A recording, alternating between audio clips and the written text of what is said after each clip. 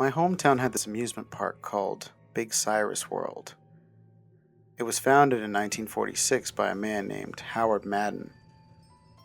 The park was inspired by his imaginary friend, Big Cyrus. When he was little, his parents would take him to amusement parks in the summertime. However, his parents were too busy with their work to pay attention to him on other days. Howard became so lonely that he eventually invented Big Cyrus. Big Cyrus was a chunky, fuzzy humanoid with green and purple stripes, curly horns, and a pig snout. Whenever he played with his imaginary friend, young Howard pretended that they were in an amusement park. When he was of age, Howard decided to save up to make his amusement park based on Big Cyrus. After years of hard work, he finally made his wish come true. For years, Big Cyrus World brought joy to my town. It became so popular that people from all over the tri-state area came to visit. With such an excellent reputation, you'd think that Big Cyrus World would last forever, but something happened that caused everything to fall apart. Since the park's grand opening, strange things began happening. It started with the little things like power outages and some attractions. Thankfully, nothing resulted in injuries or death. These things could have quickly passed as technical difficulties, had things not gotten creepier. For example, security guards had reported seeing black silhouettes on CCTV footage. When they appeared, the attractions they were at suddenly malfunctioned. There were also times when the intercom suddenly turned on and a raspy voice was heard, speaking in an unknown language. Back then, everyone in my hometown believed that the Soviet Union was behind the strange events. This was during the Cold War, so it was the first thing that came to everyone's minds. The problem was that everyone blamed everything that went wrong on the USSR. For example, my grandpa walked by a neighbor's house while the said neighbor was trying to start his lawnmower. He then got mad, stomped on the lawnmower, and yelled something about Stalin messing with our technology. Whenever my grandpa told this story, he reenacted the entire scene he'd witnessed. I still laugh every time I think about the neighbor who blamed Stalin for his broken lawnmower. The final straw happened in 1971, when Howard was found dead in his office.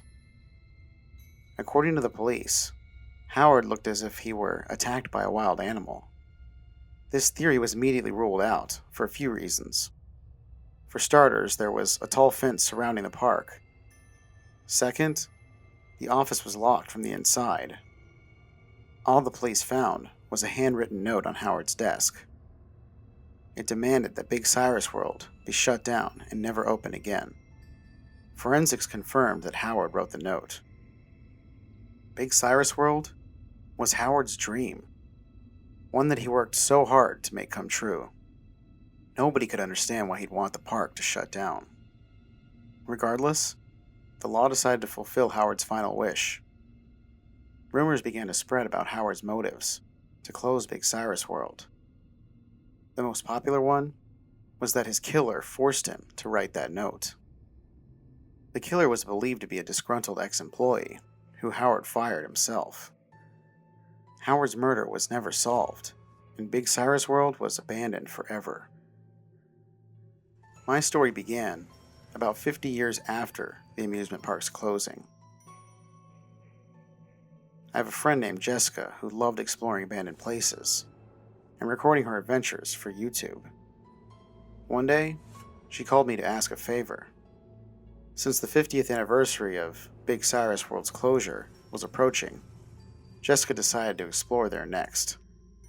The problem was the park's entrance was an iron gate sealed with chains and a lock, and the walls were too high for Jessica to scale. I happen to own a pair of bolt clippers, so Jessica asked me to unlock the gate for her. For the record, I never condoned Jessica's hobby. No matter how many times I told her to stop, she continued trespassing in abandoned places. I told Jessica that I wanted no part of her adventure. She said she just needed to borrow my bolt clippers and nothing more. I sighed, then told her to come over and retrieve them. But to my dismay, Jessica was already at the park and asked me to bring them to her. I clenched my fists as I knew that Jessica wouldn't stop bothering me until I did what she asked. So I told her that I'd bring the bowl clippers to her. It was already dusk and I met Jessica at the gate. I'd just cut the chains when I noticed something through the bars. I saw a silhouette of someone standing in the park.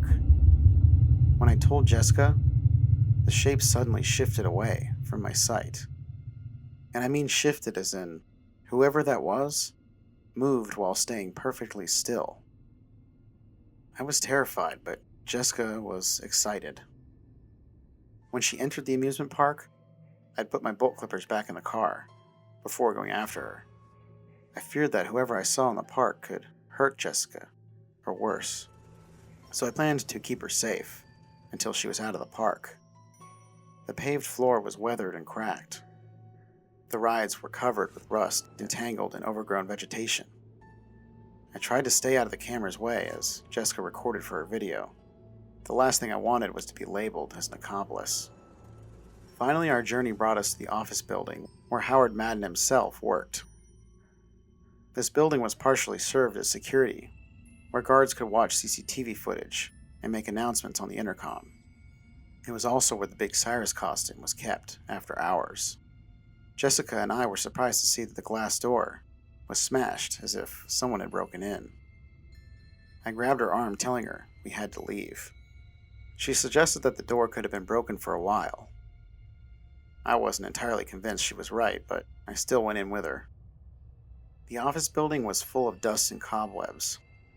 Jessica said that the Big Cyrus costume was kept somewhere on the ground level, and she made sure her camera showed everything to her potential audience as we searched for the outfit. Meanwhile, I couldn't help but notice how cold it was in that building. It was the middle of summer, so it was pretty warm outside. Plus, the building was abandoned, so it couldn't have had air conditioning. Yet somehow, Jessica didn't seem to notice.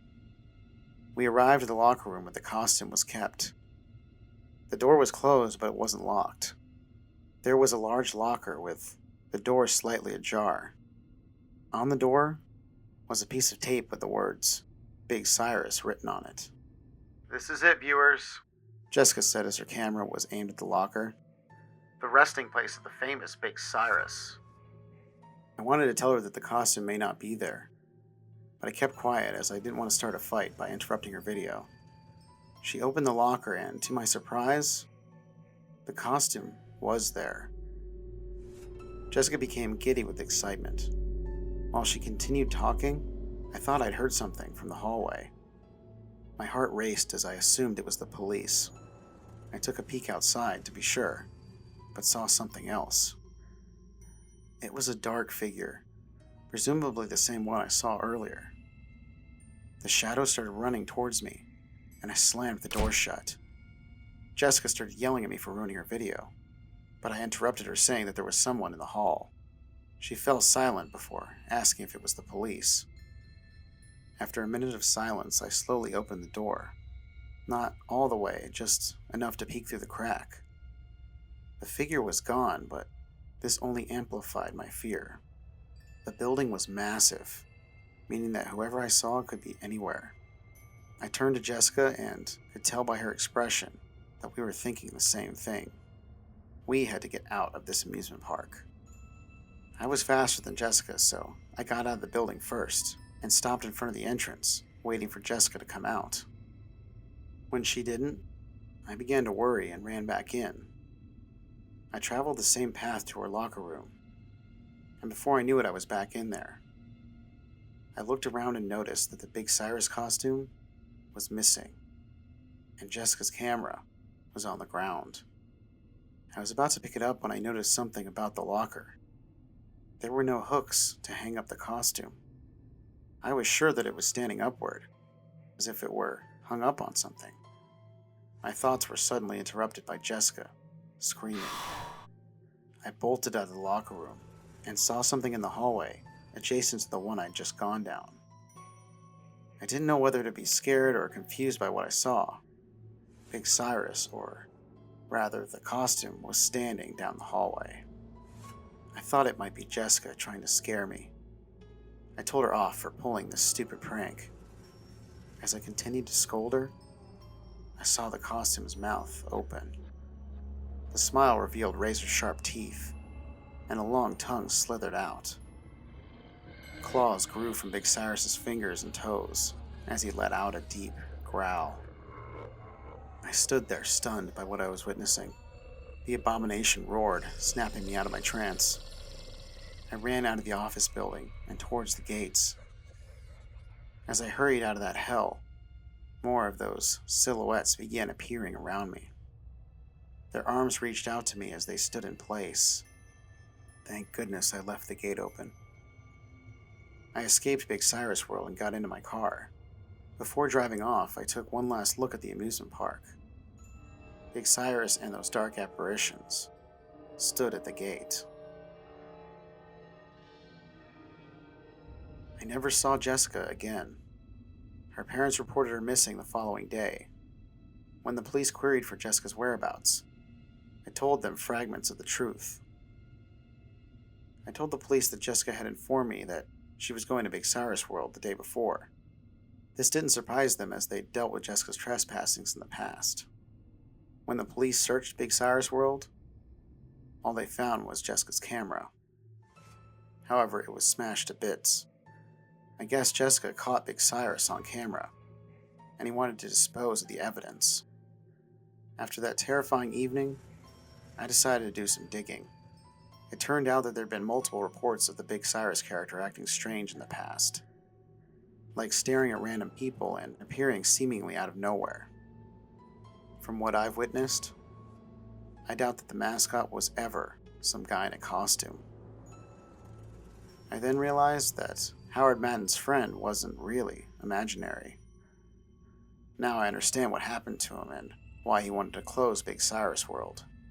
And I hope that Big Cyrus, or whatever he is, never leaves his park.